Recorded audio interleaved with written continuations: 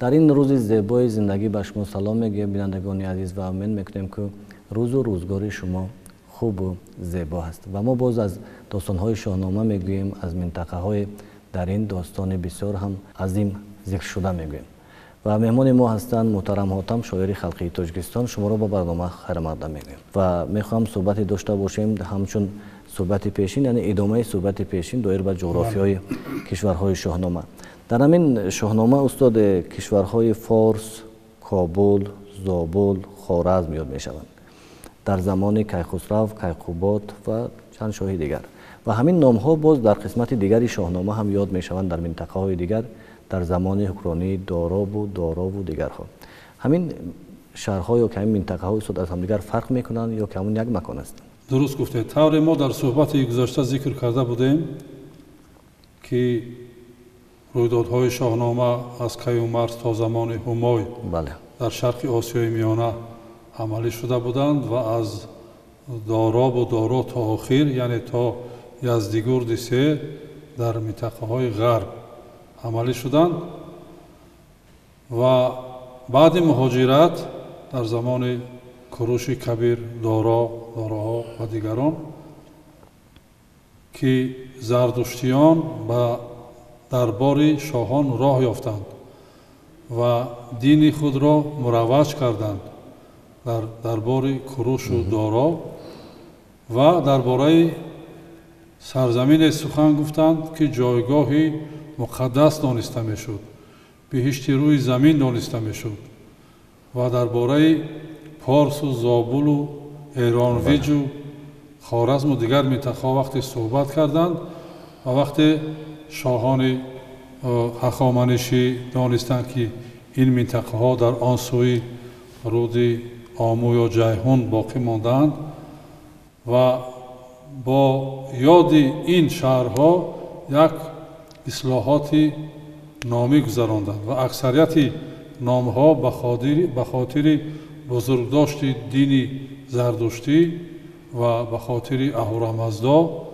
همین نامها دوباره در قسمت‌های غربی، یعنی افغانستان کنونی، ایران، عراق، ترکمنستان کنونی دوباره نامگذاری گردیدند. از همین جاست که وقتی ما پارس و زابل و کابل و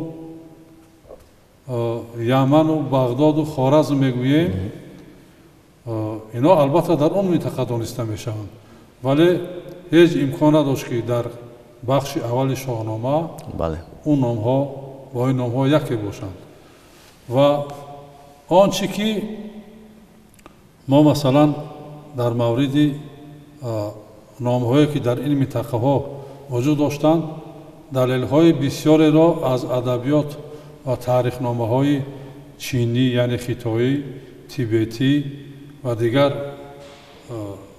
خلق ها مثلا هندوها دریافت کرده می توانیم و این دلیل ها ثابت می نمایند که این نام ها، این کشورها در نخست در این موقعیت وجود داشتند. مثلا بگیریم اگر زابل، همگان میدانند که زابل در قسمت غربی و جنوبی افغانستان امروزه واقع گشته است. وقتی که ما رویدادهای شاهنامه را با هم مقایسه میکنیم، زابل هیچ به زابل قسمت اول شاهنامه موافق آمده نمیتواند. یعنی او هیچ وقت کشوری سرحدی نیست، مرزی نیست که تورانیان نخست به زابل هجوم کنند یا که مثلا نخست به کابل هجوم کنند.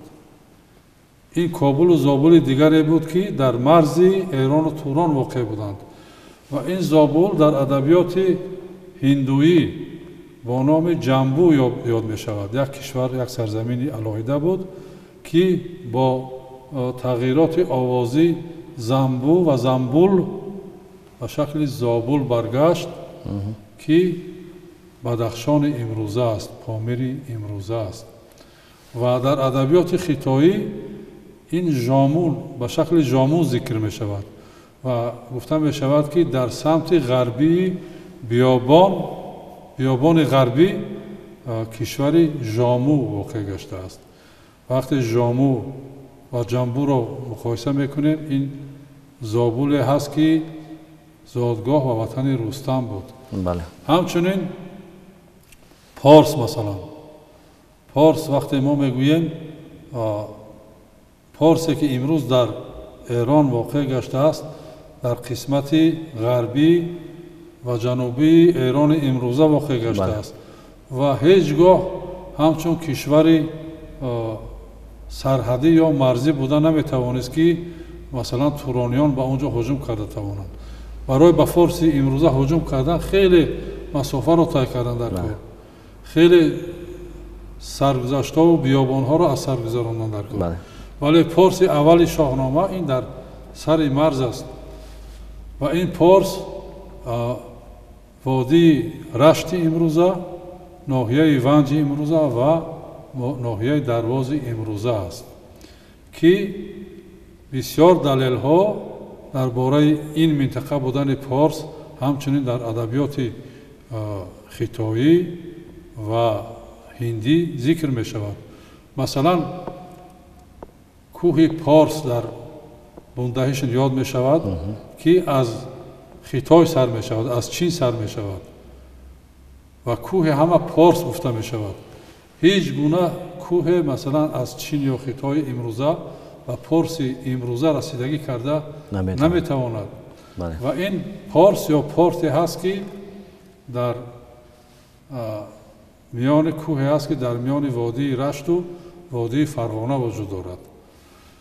بیچورین بسیار چینی شناس یا خطای شناس مشهور کتاب دارد که درباره سکونت خلق‌های قدیم در شرق آسیای میانه نام دارد و در اونجا درباره کشورهای نام میبرد که در این منطقه وجود داشتند، هم نسبت ایران امروزه فارس یعنی پارس عینیت داده می شود و هم نسبت این قطارکوهی که در میان وادی رشت و فرغانه واقع گشته بود قطارکوه باس میگوید و بابا جان غفورов نیز همین قطارکوه رو در تاجیکان قطارکوه باسین ذکر کرده است که در ادبیات خطایی نامهای آریایی شرق آسیای میانه با تغییرات نامبر کرده می شوند.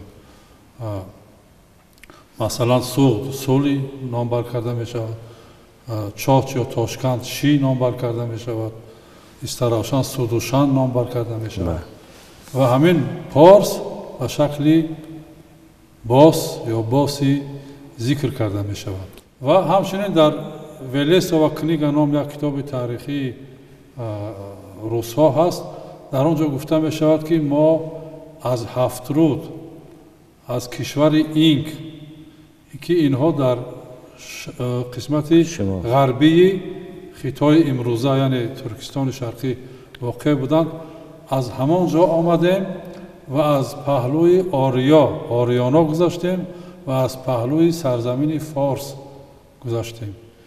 یعنی وقتی اونها از قسمت غربی خطای به سوی روسیه می روند هیچ وقت از فارس امروزه گذاشته نمی توانند. از همین لحاظ اسلوب شهرسازی اون دوران همون گونه بود که سرزم امروزه هست و به همین خاطر از اون شهرها نشان باقی نمانده است.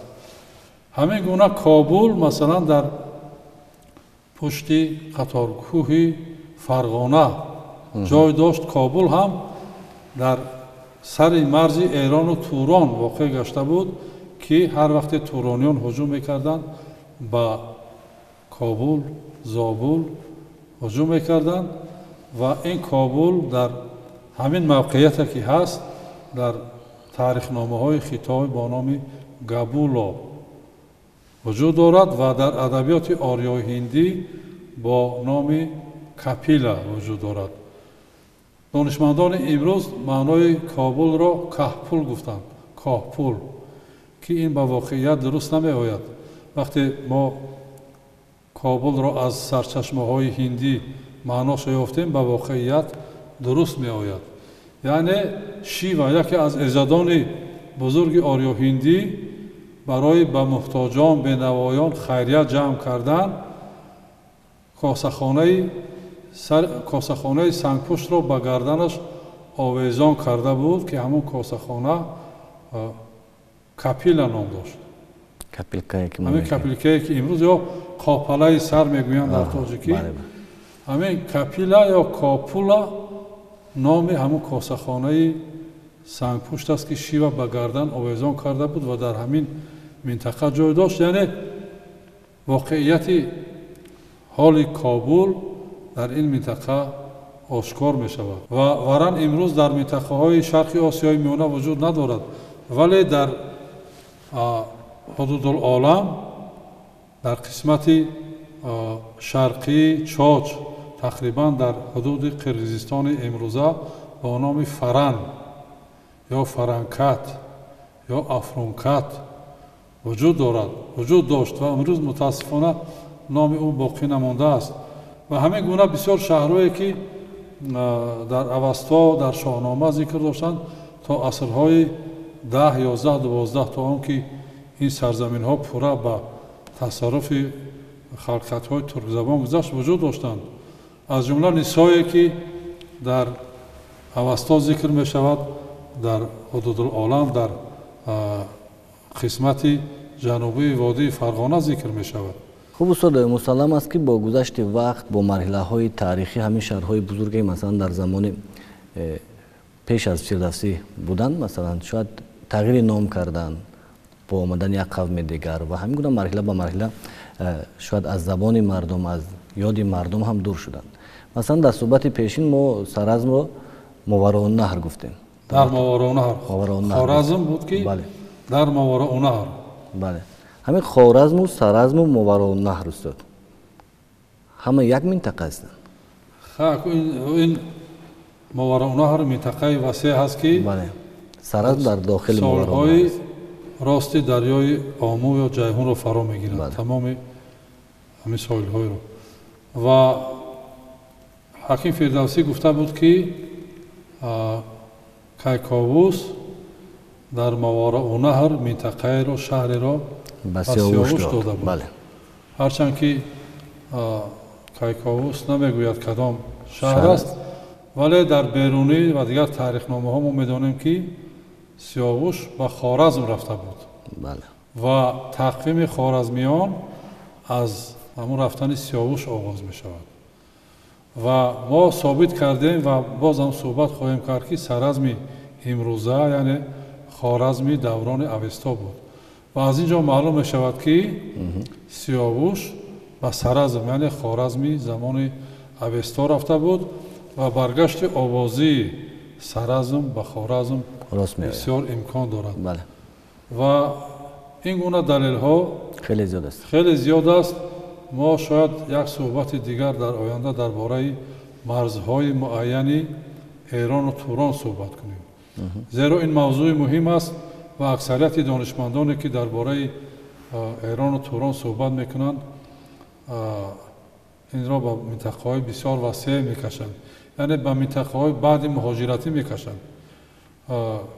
حالا که ایران و توران باستان این در یک منطقه وجود داشتند و سرزمین های ایران مشخص بودند، از آن توران مشخص بودند و بعد مهاجرت آریایی ها سرزمین های ایران باستان نیز به تصرف تورانیان گذاشتند و با نام عمومی توران معرفی شدند و در طی 3-4 هزار سالی که آریایی ها مهاجرت کردند نام ایران باستان از یادها رفت. اون شهرهایی که در زمان ایران باستان بودند اکثرش از جانب تورانیان نام دیگر گذاشته شدند.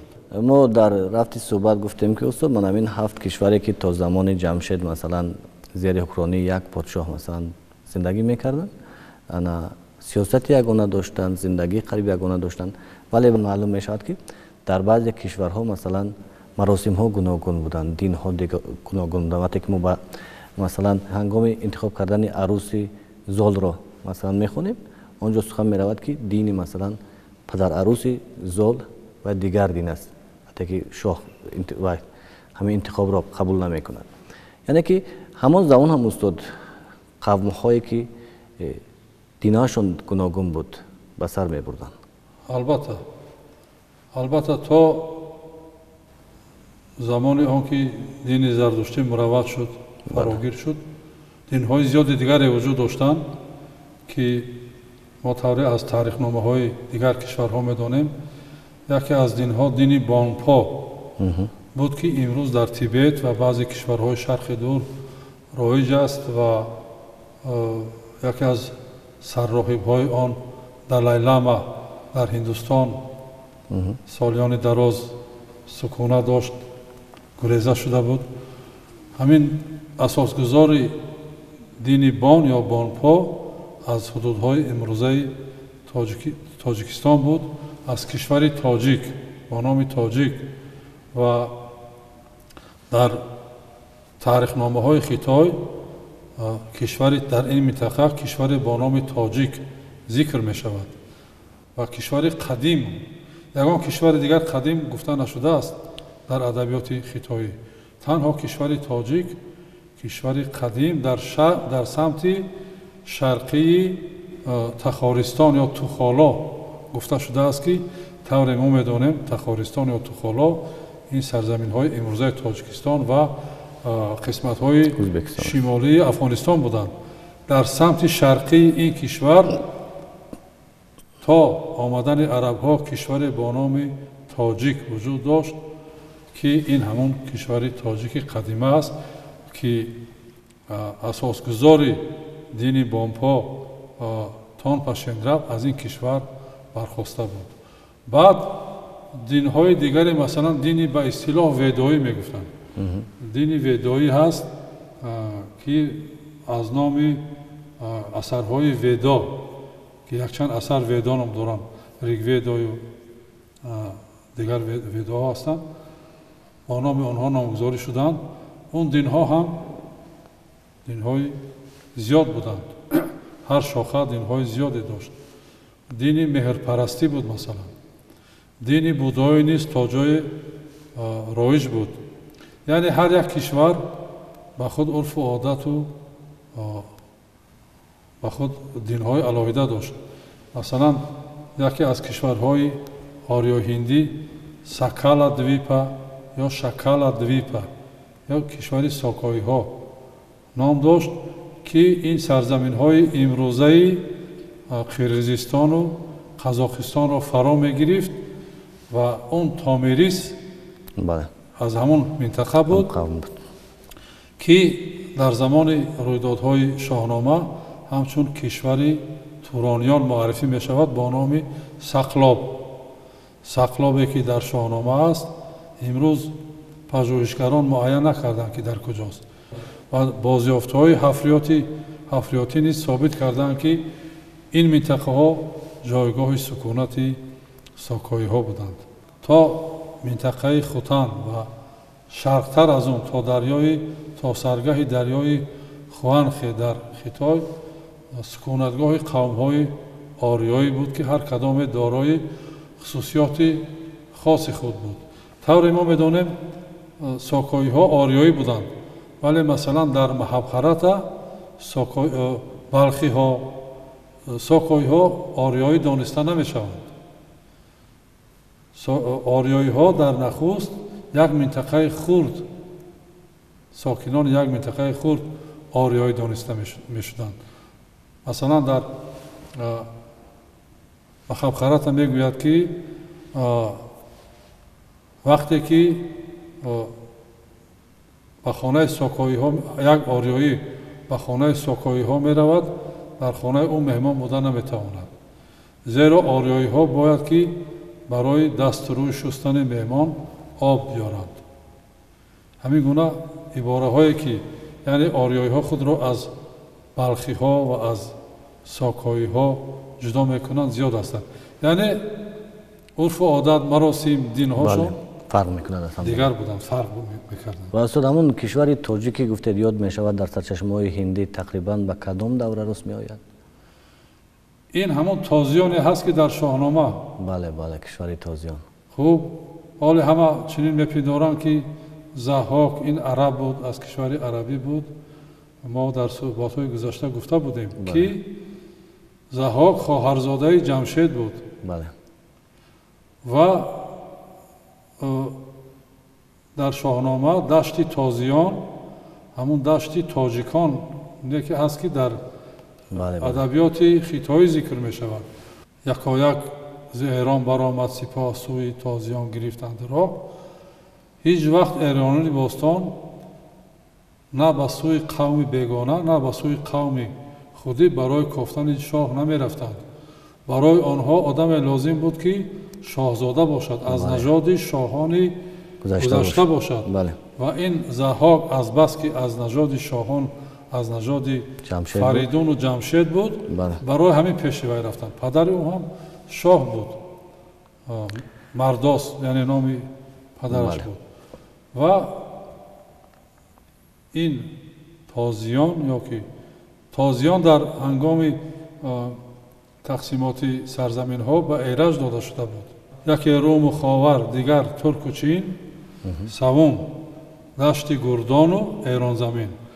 ҳамин дашти тозиён, дашти Гурдон, дашти Ялон, дашти саворони найзагузор ном дорад, ки ба эраж дода шуда буд.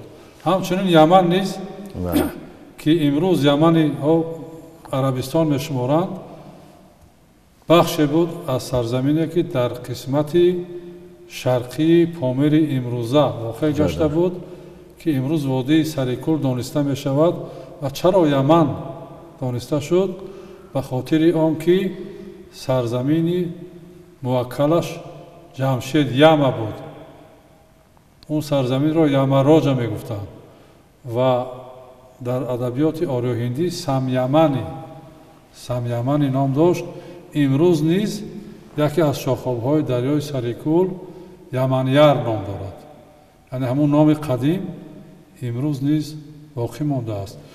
ин гуна далелҳову мисолҳо хеле зиёд аст ва фикр мекунам ки дар суҳбате ки дар бораи марзҳои мушаххаси Эрону Турон ки Фаридун ва писаронаш тақсим карда буд, мо ин суҳбатро идома хоҳем. саломат бошед ва мо умед мекунем ки ҳамин бинандае ки барномаи моро тамошо мекунад дарк карда бошад ки имрӯз мо дар сарзамини Рустаму Суҳробу Сиёвушу дигар бузургони ҳамин китоби безаволи Шоҳнома зиндагӣ мекунем ва ифтихор мекунем ки дар ҳамин хок ҳамин гуна қаҳрамонон, ҷавонмардон, сарсупурдагони ин хоку бум зиндагӣ карданд ва вазифаи ҳар яки мо аст ки ин хокро гиромӣ дорем, эҳтиром ба ҷо биёрем. хуб устод, аз шумо миннатдор ҳастем ки таклифи моро пазируфтед ва ба суҳбати мо омадед. бинандагони азиз, инҷо барномаи мо ба поён мерасад. хотиррасон мекунем ки мо суҳбате доштем бо устод муҳтарам Ҳотам, шоири халқии Тоҷикистон, пиромуни ҷуғрофиёи кишварҳои Шоҳнома. ва албатта боз бахшҳои дигаре ҳастанд ки вобаста ба ин ҷуғрофиё дар барномаҳои баъдӣ мо суҳбат хоҳем кард. то суҳбати дигар шод бимонед.